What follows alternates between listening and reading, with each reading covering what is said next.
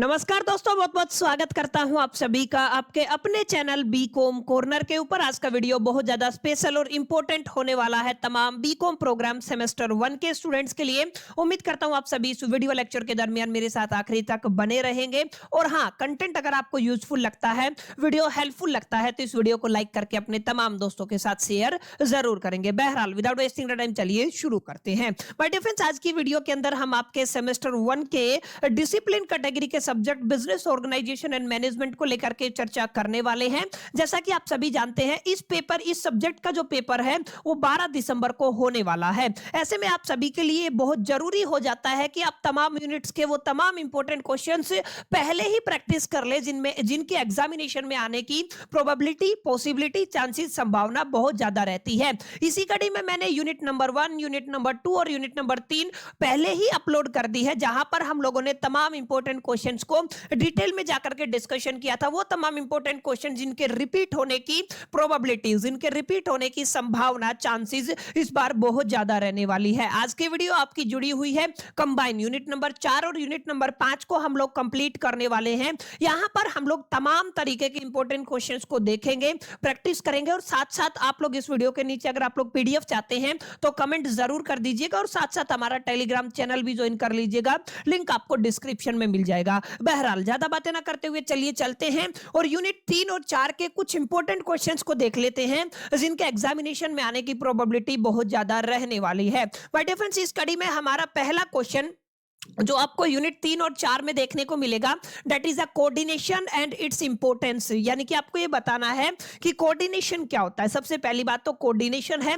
Coordination की importance क्या है मैनेजमेंट के अंदर, काफी अहम सवाल रहता है। हर बार आपके एग्जामिनेशन के अंदर कोऑर्डिनेशन से जुड़ा हुआ एक क्वेश्चन आता ही आता है। तो आप लोग मेक श्योर करके कोऑर्डिनेशन को अच्छे से अंडरस्टैंड कर लीजिएगा, समझ लीजिएगा, ताकि क्वेश्चन थोड़ा घुमा करके भी आए तो भी आप लोग उसको अच्छे से अटेम्प्ट कर पाए। अब समझते हैं कोऑर्डिनेशन का मीनिंग क्या होता है। देखिए माय डियर फ्रेंड, जब जब आप लोग कोऑर्डिनेशन की बात करते हैं तो कोऑर्डिनेशन अपने आप में एक प्रोसेस होता है, एक प्रक्रिया होती है, जहां पर हम लोग इंटीग्रेट करते हैं। यानी आप लोग ये कह सकते हैं coordination is the process of integrating the activities of different departments, unit and individual in an organisation to achieve a common goal efficiently. कुछ कुछ बातें हैं जिनका ख्याल आपको रखना जरूरी है। अपने आप में जो आपका जिसको आप लोग कोऑर्डिनेशन कहते हैं वो integration the activity of a different departments की बात कर लीजिए। अलग अलग डिपार्टमेंट की अलग अलग एक्टिविटीज, अलग अलग यूनिट्स की अलग अलग एक्टिविटीज या इंडिविजुअल की एक्टिविटीज को आपको क्या करना है, इंटीग्रेट करना है। और इंटीग्रेट करने का जो प्रोसेस है वो क्या कहलाता है, कोऑर्डिनेशन कहलाता है। इंटीग्रेट हम लोग इसलिए करते हैं ताकि हमारा जो ऑर्गेनाइजेशन का जो एक कॉमन ऑब्जेक्टिव होता है, कॉमन गोल होता है, उसको एफिशिएंटली अचीव किया जा सके। तो इन सब का इंटीग्रेशन ये क्या कहलाता है, कोऑर्डिनेशन कहलाता है। सिंपल लैंग्वेज में आप लोग ये समझ सकते हैं। इसके अलावा आप लोग ये भी कह सकते हैं coordination is the orderly arrangement of the group effort to provide unity of action in the pursuit of a common goal. Clear है? ये आपका एक बहुत बेसिक डेफिनेशन रहने वाला। सिंपल शब्दों में आप लोग ये समझ सकते हैं कि कोऑर्डिनेशन का मतलब होता है नियंत्रण एवं समन्वय। ये आप लोग कह सकते हैं, यानी कि अलग अलग यूनिट्स हैं, अलग अलग डिपार्टमेंट है, अलग अलग लोग हैं, सभी को इकट्ठा करना ताकि वो इस तरीके से काम करे बिना किसी कॉन्फ्लिक्ट के, जो आपकी ऑर्गेनाइजेशन का, आपके जो इंस्टीट्यूशन का एक गोल है उसको अचीव किया जा सके और एफिशिएंटली और इफेक्टिवली दोनों तरीके से क्या किया जा सके, अचीव किया जा सके। तो ये जो प्रोसेस होता है ना इंटीग्रेशन का, इसको माय डियर फ्रेंड्स क्या बोला जाता है, this is called the coordination. कुछ की पॉइंट्स है जिनको आपको एग्जाम के अंदर जरूर लिख के आना है। अगर आपके कोऑर्डिनेशन से कोई सवाल आता है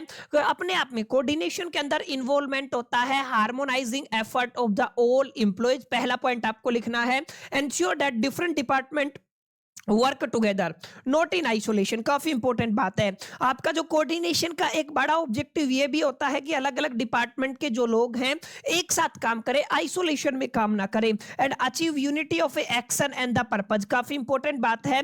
एक्शन एंड पर्पज के अंदर क्या अचीव करना है, यूनिटी अचीव करना है, जिसके लिए क्या किया जाता है, कोऑर्डिनेशन किया जाता है या इंटीग्रेशन किया जाता है। ठीक है, तो बहुत सिंपल शब्दों में आप लोग इतना लिख के आएंगे तो आपको पूरे पूरे मार्क्स मिल जाएंगे। अगर आपको आपको कोऑर्डिनेशन के ऊपर कोई क्वेश्चन देखने को मिलता है। इसके अलावा ध्यान से देखिएगा, फीचर्स की बात करते हैं कि कोऑर्डिनेशन के क्या-क्या फीचर हैं। सबसे पहले यहाँ पे आपको इंटीग्रेशन ऑफ एक्टिविटी देखने को मिलता है। इंटीग्रेशन ऑफ एक्टिविटी का मतलब जितने भी इंडिविजुअल हैं उन सब लोगों के अलग-अलग डिपार्टमेंट के साथ एक तरीके से कंट्रोल एंड कोऑर्डिनेशन होना, ठीक है, यानी कि एक तरीके से इकट्ठा रह के उनका काम करना। तो आप लोग ये कह सकते हैं यहाँ पे क्या होता है, इंटीग्रेशन ऑफ एक्टिविटीज होता है और अपने आप में जो आपका कोऑर्डिनेशन है वो एक कॉन्टिन्यूअस प्रोसेस है।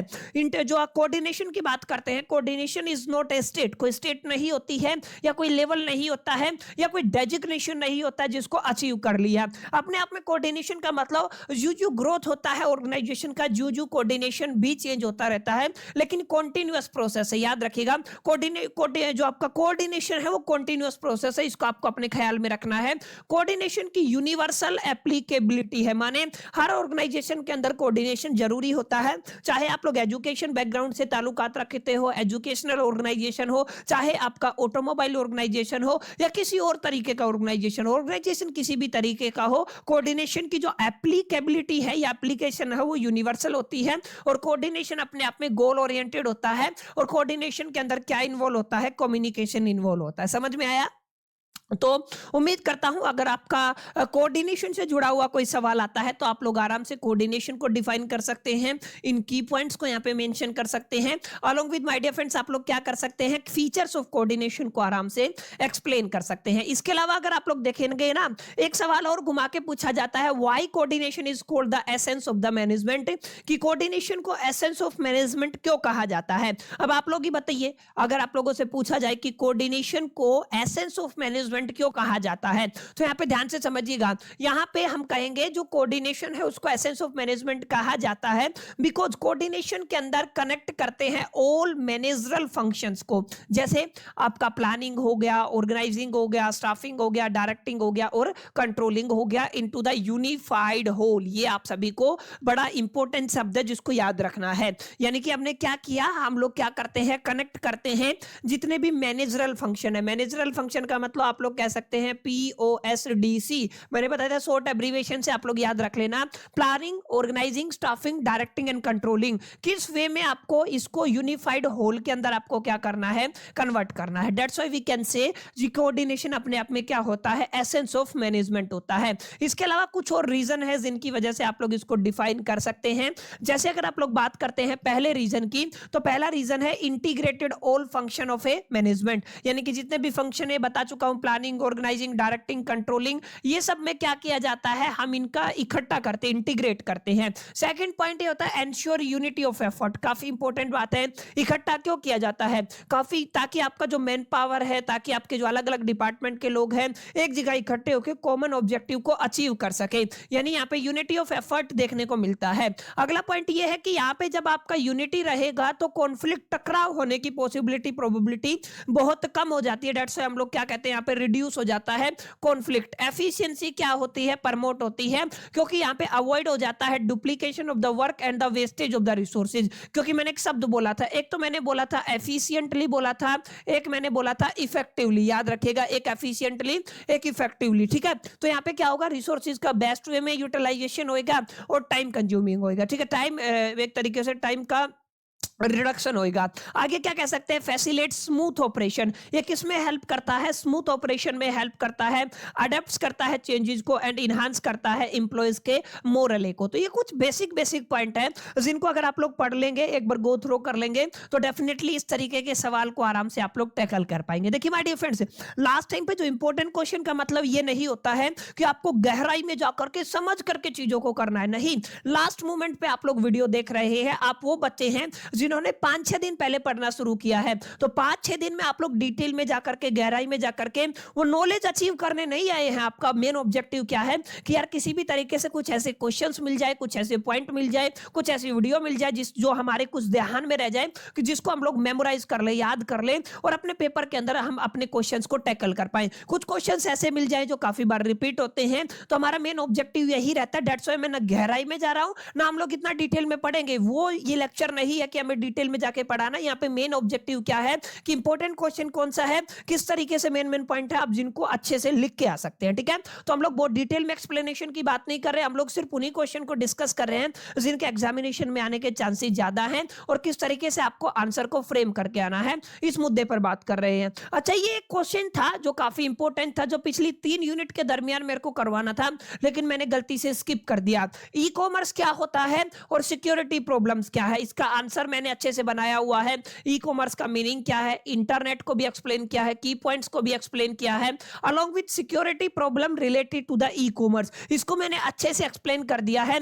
इसको भी पढ़ के जाइएगा, क्योंकि मैंने इस लिस्ट में डाला है, तो ऑब्वियस सी बात है ये काफी इंपॉर्टेंट आपकी सीरीज रहने वाली है क्वेश्चन की, ठीक है। आई होप कि आपको समझ में आ गया होगा। पिछली 3 यूनिट का एक सवाल था जो रहता है यहाँ पे, ये भी पूछा जाता है, measures to address security problem e-commerce के केस में, ठीक है ना। इसको माय डियर फ्रेंड्स आप लोगों को अच्छे से पढ़ लेना है। अगला क्वेश्चन माय डियर फ्रेंड्स आपका concept and the process of controlling से है, आपको एक्सप्लेन करना है कंट्रोलिंग क्या होता है, कंट्रोलिंग का प्रोसेस क्या है। अगर आप लोग ध्यान से देखेंगे, कंट्रोल करना, नियंत्रण करना किसी भी चीज के ऊपर, जितनी भी एक्टिविटी आपके बिजनेस में है उनके ऊपर कंट्रोल करना, इसी को तो कंट्रोलिंग कहते हैं देसी लैंग्वेज में। यानी हम लोग कह सकते हैं controlling is the key function.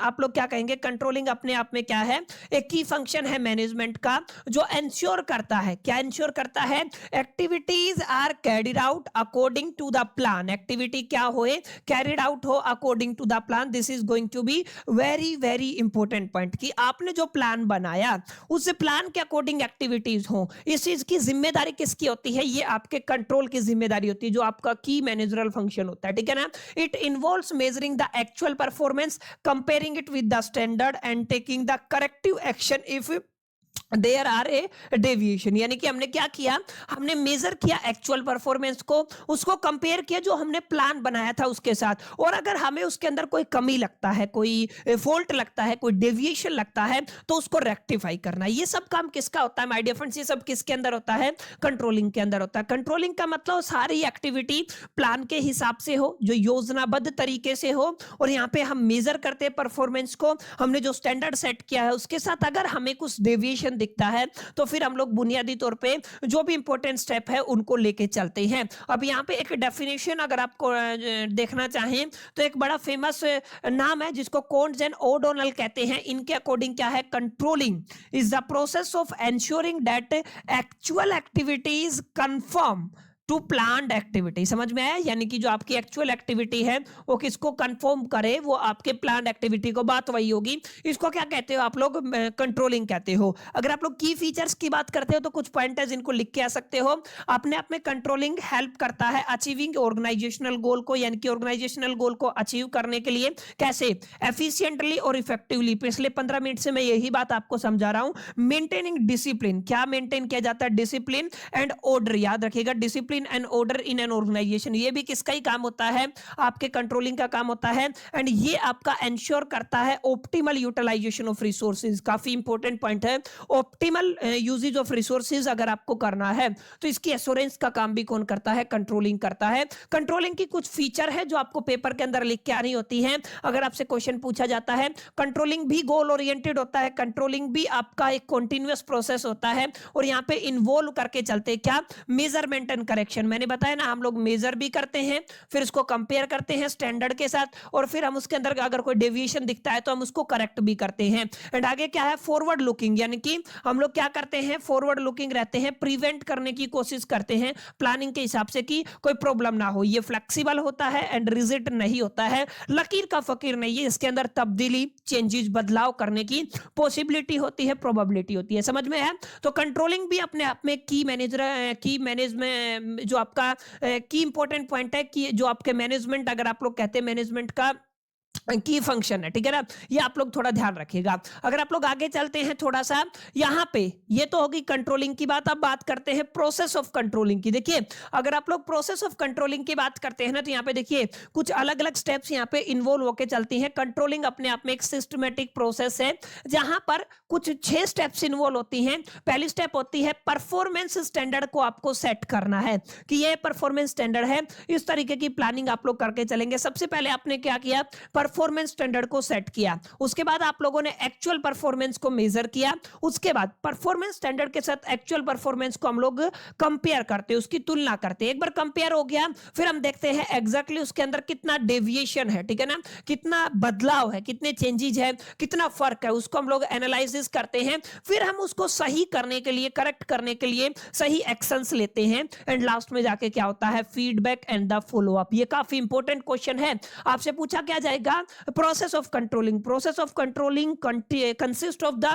6 steps, involve 6 step. पहली स्टेप क्या है, सेटिंग द परफॉर्मेंस स्टैंडर्ड। कोई भी बेंचमार्क है आप लोग सेट करते हैं, ठीक है, तो standard are benchmark for the measuring the performance, ठीक है। आगे आप क्या कहेंगे, कैन बी क्वांटिटेटिव, याद रखिएगा ये अपने आप में क्वांटिटेटिव और क्वालिटेटिव दोनों हो सकता है, ठीक है। And measuring actual performance, actual performance को मेजर करना है, उसको कंपेयर करना है, उसके बाद देखना है डेविएशन कितना है, फिर उसको सही करने के लिए, करेक्ट करने के लिए हम एक्शन लेते हैं। एंड फिर क्या होता है, feedback and the follow up. समझ में आया? तो बहुत आसान है, पढ़ेंगे एक बार, गो थ्रो करेंगे तो आपका काम बन जाएगा। काफी इंपॉर्टेंट क्वेश्चन है, मेक श्योर करके इसको जरूर याद कर लीजिएगा। अगला सवाल मोटिवेशन से है माय डियर फ्रेंड्स।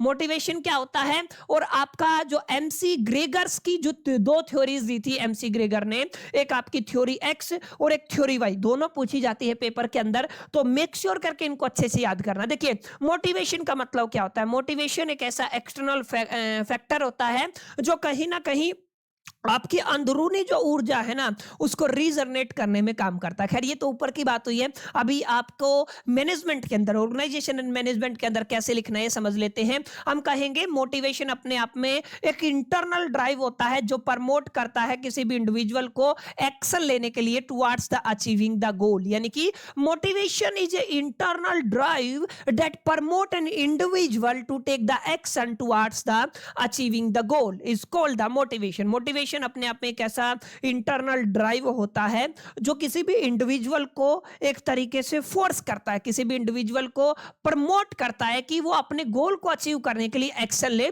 इसको क्या कहते हैं हम लोग, मोटिवेशन कहते हैं। मोटिवेशन के अंदर माय डियर फ्रेंड्स कुछ की पॉइंट है जिनको आपको याद रखना जरूरी है। Motivation is A psychological process, याद रखिएगा मोटिवेशन एक मनोवैज्ञानिक प्रक्रिया है। मोटिवेशन अपने आप में एक साइकोलॉजिकल प्रोसेस होता है। It essential for the employees productivity and the satisfaction. Employees की प्रोडक्टिविटी और सेटिस्फैक्शन के लिए जरूरी है। मोटिवेशन क्या है, जरूरी है। Motivated employees are more committed, efficient and innovative. ये थोड़ा ध्यान रखना है, जितने भी मोटिवेटेड एम्प्लॉयज होते हैं वो ज्यादा कमिटेड होते हैं, वो ज्यादा एफिशिएंट होते हैं, वो ज्यादा इनोवेटिव होते हैं। समझ में आया? तो ये सारे क्या है, की पॉइंट्स आपको याद करने, ठीक है। तो मोटिवेशन की डेफिनेशन समझ में आई, इसके की पॉइंट समझ में आए। अब आपको समझना है एमसी ग्रेगर की क्या क्या थ्योरीज थी। एमसी ग्रेगर की हम लोग बात करते हैं 1960 में इसने प्रपोज की थी 2 constraint theory about the employees motivation. पहली थी थ्योरी एक्स और माय डियर फ्रेंड्स दूसरी थी थ्योरी वाई। ये आपको थोड़ा याद रखना है, ठीक है। थ्योरी एक्स की अपनी अजम्पशन है, थ्योरी वाई की अपनी अजम्पशन है, आपको केवल पढ़ के जाना। जैसे अगर आप लोग थ्योरी एक्स की बात करते हैं और इसकी अजम्पशन की बात करते हैं तो my dear friends theory X ये कहती है, जब भी आप लोग थ्योरी एक्स की बात करते हैं, जस्ट ए मिनट मैं इसको थोड़ा सा डिलीट कर देता हूं। यस, थ्योरी एक्स ये कहती है एम्प्लॉयज इनहार्टेंटली डिसलाइक वर्क, यानी कि एम्प्लॉय इनहार्टेंटली क्या करते हैं, वर्क को डिसलाइक करते हैं and will avoid if it is possible. यानी कि एम्प्लॉय की पूरी पूरी कोशिश रहती है अगर काम को टाला जा सकता है तो वो टालेगा। समझ में आया? काम के अंदर अगर आपको प्रोक्रेस्टिनेशन की जिसको आप लोग बात करते हैं ना, दे मस्ट बी कंट्रोल। आप लोग क्या कहेंगे, इस शब्द को छोड़ दीजिए, मिस्टेक है। आप लोग क्या कहेंगे, दे मस्ट बी कंट्रोल। वो क्या होने चाहिए, कंट्रोल होने चाहिए। And treated with the punishment to achieve the goal. यानी कि उनको क्या करना है, उनको कंट्रोल करना है एंड ट्रीट करना है with the punishment to achieve the goal. आगे देखिए, most people prefer direction, security and little responsibility. बहुत सारे लोगों को क्या चाहिए, डायरेक्शन चाहिए, सिक्योरिटी चाहिए एंड द लिटिल रिस्पॉन्सिबिलिटी चाहिए। समझ में आया? Motivation is A primarily external using reward and the penalties. याद रखिएगा मोटिवेशनल प्राइमरी कैसा होता है, एक्सटर्नल होता है, using rewards and the penalty. कुछ अजम्पशन है जो आपको पेपर के अंदर लिख के आनी है। वही इंप्लीकेशन फॉर द मैनेजमेंट के अंदर क्या होगा, मैनेजर्स अडॉप्ट अथॉरिटियन स्टाइल ठीक है, मैनेजर को क्या करना पड़ेगा, अथॉरिटियन स्टाइल को अडॉप्ट करना पड़ेगा। डिसीजन आर सेंट्रलाइज्ड, ये याद रखना है, सेंट्रलाइज जो डिसेंट्रलाइज में पढ़ा चुका हूं, तो जो डिसीजन है वो कैसे होने चाहिए, सेंट्रलाइज्ड होने चाहिए। And emphasise is on strict supervision and the control, ये आपको थोड़ा याद रखना है। एम्फेसिस है वो क्या होना चाहिए, स्ट्रिक्ट सुपरविजन और कंट्रोल में होना चाहिए। ऐसे ही आप लोग क्या करेंगे, कुछ कुछ एजम्पशन है जो थ्योरी वाइज से जुड़ी हुई है, जिनको आपको पेपर के अंदर लिख के आना। जैसे हम कहेंगे work is a natural as a play, employees can enjoy it if properly motivated, यानी कि मोटिवेटेड एम्प्लॉयज है ना, वो आपके जो वर्क को एंजॉय कर सकता है, क्योंकि हम मान के चलते हैं वर्क नेचुरली एक प्ले है, एक खेल है, ठीक है ना। And employees are self motivated, employee क्या होते हैं, self motivated. And seek responsibility, वो रिस्पॉन्सिबिलिटी को सीख करते हैं। They can exercise creative and solve the problem, they exercise creativity को कर सकते हैं एंड प्रॉब्लम को सोल्व कर सकते हैं। अगला जंक्शन क्या है, motivation can be intrinsic and coming from achievement, motivation achievement से आता है, रिकॉग्नाइजेशन से आता है एंड पर्सनल ग्रोथ से आता है, इसको भी आपको याद रखना है। अगर आप लोग इंप्लीकेशन फॉर मैनेजमेंट की बात करते हैं तो managers adopt a participated style, यानी कि आपको मैनेजर को क्या करना पड़ेगा, वाई के अकॉर्डिंग पार्टिसिपेटेड स्टाइल को अडॉप्ट करना पड़ेगा। डिसीजन डिसेंट्रलाइज्ड होने चाहिए एंड फोकस ट्रस्ट के ऊपर होना चाहिए, collaboration and the personal development के ऊपर फोकस होना चाहिए किसी भी मैनेजर का। कोई समझने वाली बात नहीं, सिर्फ रटना है, याद करना है, एज इट इज दिमाग में रखो। अगर क्वेश्चन दिखता है तो चिपका दो बस, अगर पास होना है तो, ठीक है ना। डिटेल में पढ़ना था तो फिर अगर आपको मौका मिले तो जरूर पढ़िएगा। अभी हमारा मेन टारगेट उन बच्चों को लेकर के है जिन्होंने कुछ नहीं पढ़ा, केवल पास होना। चलिए आगे चलते हैं। आगे हम लोग बात, अच्छा ये मैंने आपकी सहूलियत के लिए, ताकि आप लोग पेपर में अच्छे से प्रेजेंट करके हंस के नंबर ना कटे, एक पूरी टेबल बनवा दी है, ठीक है। अब आपको क्या करना है, यहाँ पे basic, theory X, theory Y, ये पैरामीटर है, ऐसे आप लोग करेंगे। पूरा लिखने के बाद ऐसे करेंगे ना तो आपको पूरे पूरे मार्क्स मिलने की संभावना है। चलिए अब थोड़ा आगे चलते हैं। आगे हम लोग बात करने वाले हैं, अगला क्वेश्चन है लीडरशिप से। आपको बताना है लीडरशिप क्या होता है और कितने टाइप का लीडरशिप होता है, ठीक है। तो यहाँ पे मैं अभी आपको बताऊंगा लीडरशिप क्या है, कितने टाइप का होता है। देखिए, लीडरशिप अपने आप में एक ऐसी एबिलिटी होती है जिससे हम लोग इन्फ्लुएंस, गाइड एंड मोटिवेट कर सके लोगों को। अगर आप लोगों को इन्फ्लुएंस कर सकते हैं, मोटिवेट कर सकते हैं और गाइड कर सकते हैं, means you have a ability of leadership. आपके पास क्या है, एबिलिटी है लीडरशिप की। अब ये जो मोटिवेशन हो रहा है, ये जो गाइड हो रहा है, ये इन्फ्लुएंस हो रहा है, ऑर्गेनाइजेशनल गोल को अचीव करने के लिए करना पड़ता है। समझ में आया। अब यहाँ पे थोड़ा ध्यान दीजिएगा, कुछ की पॉइंट्स है अगर आप लोग बात करते हैं लीडरशिप की। लीडरशिप इन्वॉल्व इन्फ्लुएंसिंग अदर, यानी कि दूसरों को इन्फ्लुएंस करने की कलाकारी आपको आनी चाहिए। It is essential for achieving the group और ऑर्गेनाइजेशनल गोल। अगर आपको कोई ऑर्गेनाइजेशनल गोल अचीव करना है या ग्रुप अचीव करना है तो माय डियर फ्रेंड्स इसके लिए बड़ा एसेंशियल हो जाता है। इस बात को आपको अपने ख्याल में रखना है। Leaders play role such as a decision makers, यानी कि लीडर क्या करते हैं, काफी इंपॉर्टेंट रोल प्ले करते हैं डिसीजन मेकिंग के अंदर, मोटिवेटर की तरह और रोल मॉडल की तरह। समझ में आया। टाइप ऑफ लीडरशिप अगर आप लोग बात करते हैं तो अलग अलग टाइप की लीडरशिप होती है, ध्यान रखिएगा। पहली है ऑटोक्रेटिक लीडरशिप, ठीक है। दूसरी है डेमोक्रेटिक लीडरशिप। तीसरी है my dear friends laissez faire leadership, ठीक है। अगली है आपकी ट्रांसफॉर्मेशनल लीडरशिप, ठीक है। अगली है आपकी ट्रांजैक्शनल लीडरशिप। याद रखिएगा इनके बीच में काफी बड़ा डिफरेंस आता है। क्या आता है डिफरेंस, कि आपका ट्रांसफॉर्मेशनल लीडरशिप और ट्रांजैक्शनल लीडरशिप के बीच में क्या फर्क होता है, तो ये आपको अच्छे से आना चाहिए। क्लियर है। आगे होता है आपका चैरिस्मेटिक लीडरशिप, ठीक है। और इसके अलावा खत्म हो गया, ठीक है ना। ये काफी इंपॉर्टेंट पॉइंट, सब एक एक करके इनको थोड़ा थोड़ा देख लेते हैं। अगर पेपर के अंदर आए तो क्या होगा, ऑटोक्रेटिक लीडरशिप का मतलब leader make the decision alone, यानी कि ऑटो का मतलब खुद से उसको क्या करना पड़ेगा, डिसीजन बनाना पड़ेगा, without consulting the subordinate. Subordinates के साथ कंसल्टिंग नहीं करनी है। Employees are expected to follow order strictly, यानी कि इंप्लॉयज रेस्ट्रिक्ट होते हैं कि उनको ऑर्डर स्ट्रिक्टली फॉलो करना होता है। सेंट्रलाइज अथॉरिटी होती है, स्ट्रिक्ट कंट्रोल होता है, क्विक डिसीजन मेकिंग होता है, ठीक है। ये छोटी छोटी बातें हैं जो आप लोग लिख सकते हैं इसके अंदर। और अगर आप लोग डेमोक्रेटिक के अंदर बात करते हैं तो यहाँ पे लीडर इन्वॉल्व्स एम्प्लॉयज, यहाँ पे किसको इन्वॉल्व करके चलता है, डिसीजन मेकिंग के अंदर एम्प्लॉयज को इन्वॉल्व करके चलता है। Encourage participation and collaboration and the ideal sharing. यहाँ पे डिसेंट्रलाइजेशन अथॉरिटी कैरेक्टरिस्टिक होती है, ओपन कम्युनिकेशन होता है and employees motivation and the involvement. ये आपको थोड़ा याद रखना, ठीक है। ऐसे आपको ये वाला कर लेना है। मैं आपको थोड़ा फटाफट बता देता हूं ट्रांसफॉर्मेशनल लीडरशिप क्या होता है। Inspire and motivated employees to achieve the extraordinary result, माने किसी भी ऑर्गेनाइजेशन के अंदर अगर किसी भी एम्प्लॉय से एक्स्ट्रा ऑर्डिनरी रिजल्ट आप हमें लेना है तो हमें क्या करना पड़ेगा, उसको इंस्पायर करना पड़ेगा और मोटिवेट करना पड़ेगा। Focus on change, innovation and the personal growth. यहाँ पे किस पे फोकस होता है, चेंज के ऊपर, इनोवेशन के ऊपर और पर्सनल ग्रोथ के ऊपर। और अगर आप लोग बात करते हैं कैरेक्टरिस्टिक की तो यहाँ पे देखिए काफी इंपॉर्टेंट कैरेक्टरिस्टिक है, visionary and the inspiring, encourage intellectual stimulation and the focus on the individual development. Individual development के ऊपर फोकस, इंटेलेक्चुअल स्टिमुलेशन को एनकरेज करना, विजनरी एंड द इंस्पायरिंग होना। ठीक है, कुछ कैरेक्टरिस्टिक्स है। अगर ट्रांजैक्शनल लीडरशिप की बात करते हैं तो focus on routine task and the performance. यहाँ पे रूटीन टास्क और परफॉर्मेंस के ऊपर फोकस किया जाता है। Reward and punishment to achieve the compliances, यानी कि रिवॉर्ड और जो पनिशमेंट है उसका यूज किया जाता है। कैरेक्टरिस्टिक की बात करते हैं, task oriented, clear rule and the procedure and performance based motivation. Basic बातें, कोई रॉकेट साइंस नहीं है, बहुत इजीली आप लोग इसको लिख के आ सकते हैं। ठीक है, तो माय डियर फ्रेंड्स, उम्मीद करता हूं ये कोई इंपॉर्टेंट क्वेश्चन आप सभी ने नोट कर लिए होंगे।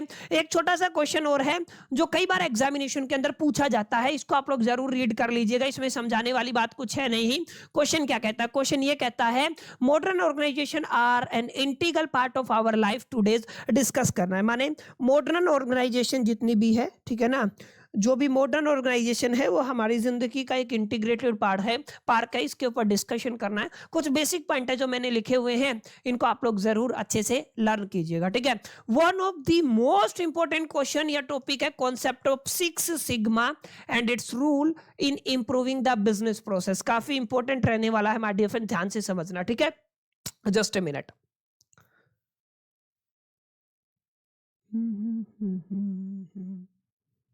चलिए देखो क्या पढ़ना है, सिक्स सिग्मा एंड इसका role improving the business process. देखिए सिक्स सिग्मा का मतलब अच्छे से रिसोर्स को यूटिलाइज करना, डिफेक्टिव माल बहुत कम प्रिपेयर होना। This is going to be very very important. हम जो डिफेक्टिवनेस है उसको एक्सट्रीम हद तक क्या कर सके, कम कर सके। ये क्या होता है, ये सिक्स सिग्मा रूल होता है। मोटरोला ने इसको सबसे पहले इंट्रोड्यूस किया था। पढ़ते हैं फिर आपको समझ में आएगा। देखिए सिक्स सिग्मा बहुत इंपॉर्टेंट क्वेश्चन है, हर बार पूछा जाता है। Six sigma is A quality management technique. सबसे पहली बात तो ये क्या होती है, एक क्वालिटी मैनेजमेंट टेक्निक होती है जिसका एम होता है कि वो क्या करे, डिफेक्ट्स को रिड्यूस करे, एरर को रिड्यूस करे और variation in the business process, variation जो भी आता है बिजनेस प्रोसेस के अंदर उसको रिड्यूस किया जाए। इसको डेवलप किया था मैंने बताया मोटरोला ने, एंड लेटर बाद में किस क्या हुआ, पॉपुलराइज्ड हुआ by the general electric, GE के नाम से बाद में काफी पॉपुलराइज्ड हुआ। अब ध्यान रखिएगा सिग्मा सिक्स का मतलब क्या है। Six sigma means achieving a process where the number of defect is extremely low. अब यहाँ पे नंबर ऑफ डिफेक्ट्स क्या होंगे, एक्सट्रीमली लो होंगे। एक्सट्रीमली लो का मतलब ओनली 3.4 डिफेक्ट्स पर मिलियन अपॉर्चुनिटी, ओनली 3.4 डिफेक्ट्स। याद रखिएगा किसकी बात हो रही है, ओनली 3.4 डिफेक्ट्स पर मिलियन अपॉर्चुनिटी। किसकी बात हो रही है, पर मिलियन की बात हो रही है। इसको कहते हो एक्सट्रीमली लो। ठीक है ना, तो आप लोग क्या कहेंगे, पर मिलियन अपॉर्चुनिटी। इसका शॉर्ट एब्रीविएशन क्या रहेगा, DPMO। याद रखिएगा, यानी कि आप क्या कहेंगे, डिफेक्ट्स पर मिलियन अपॉर्चुनिटी। तो DPMO का मतलब क्या होता है, यही होता है। ठीक है, it focus on making process, ये किस पे फोकस करता है, प्रोसेस कंसिस्टेंट रहे, एक्यूरेट रहे एंड एफिशिएंट रहे। ठीक है, यहाँ पे सिंपल शब्दों में आप लोग कह सकते हैं six sigma is a method to improve the quality, reduce the wastage and increase the customer satisfaction. तीन चीजें हैं, क्वालिटी इंप्रूव करना, वेस्टेज रिड्यूस करना एंड इंक्रीज करना कस्टमर सेटिस्फेक्शन को। ये सिक्स सिग्मा टेक्निक का मेन प्रिंसिपल है। ठीक है, अब यहाँ पे कुछ प्रिंसिपल्स की बात करते हैं। कस्टमर फोकस्ड अप्रोच रहता है, यहाँ पे ये आपको लिख के आना है। डेटा ड्रिवन डिसीजन मेकिंग होता है, ये लिख के आना है। Reducing variation in the process, ये हम बात कर चुके हैं, रिड्यूस करना किसमें, variation in process. Structured problem solving होता है एंड कंटीन्यूअस इंप्रूवमेंट होता है। ठीक है, ये यानी कि six sigma mainly uses two methodology. यहाँ पे दो मेथड्स हम लोग यूज करते हैं, DMAIC एग्जिस्टेंस प्रोसेस बोलते हो, DMADV इसको न्यू प्रोसेस बोलते हो। D stand for define, M stand for measure. Define करना, मेजर करना, एनालाइज करना, इंप्रूव करना और फिर उसको कंट्रोल करना। यहाँ पे D for define, M for measure, A for analyse, लेकिन D फॉर होता है डिजाइन करना और उसके बाद क्या करना, वेरीफाई करना। ठीक है, बेसिक बेसिक बातें हैं, आप लोग बड़े प्यार से इसको डिफाइन कर सकते हैं। अब यहाँ पे देखिए आगे क्या पूछा गया था, role of six sigma in improving the business process. तो आप लोग क्या लिखेंगे, six sigma play an important role in improving the quality and overall performance of a business process. Its major contribution are, क्या क्या मेजर कॉन्ट्रीब्यूशन है कि reduce किया जाए डिफेक्ट को और एरर को, ये हम लोग बात कर चुके हैं कि एरर कम हो जाए, डिफेक्ट्स कम हो जाए,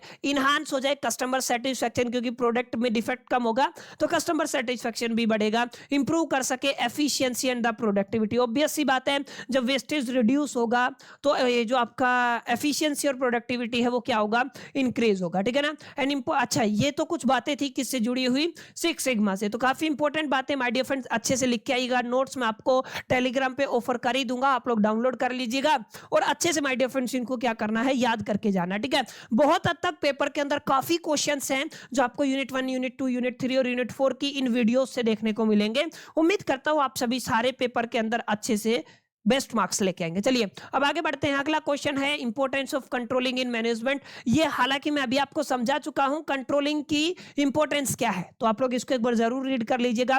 कंट्रोलिंग के ऊपर हमने डिटेल में बात की थी। ये माय डियर फ्रेंड्स काफी इंपॉर्टेंट क्वेश्चन रहने वाला है। कुछ एक दो क्वेश्चन है जिनको आपको रीड करके जाना है, जैसे आपका Maslow hierarchy of a need theory and its application in the motivation. Motivation के अंदर इस थ्योरी का अपना एक रोल है, इसको अच्छे से पढ़ के जाइएगा माय डियर फ्रेंड्स। काफी छोटी सी थ्योरी है ये, उम्मीद करता हूं आप लोग इसको अच्छे से याद कर लेंगे। उसके बाद देखिए मैंने बताया था ना आपको, एक क्वेश्चन आपसे ये पूछा जा सकता है, transformational leadership and transactional leadership का क्या मतलब होता है। टेबल और फॉर्म में आपका कंपैरिजन है, फटाफट से इसको रीड कीजिए, बहुत आसान है। अच्छे से इसको एज इट इज पेपर के अंदर माय डियर फ्रेंड्स आपको छाप के आना है, समझ में आया।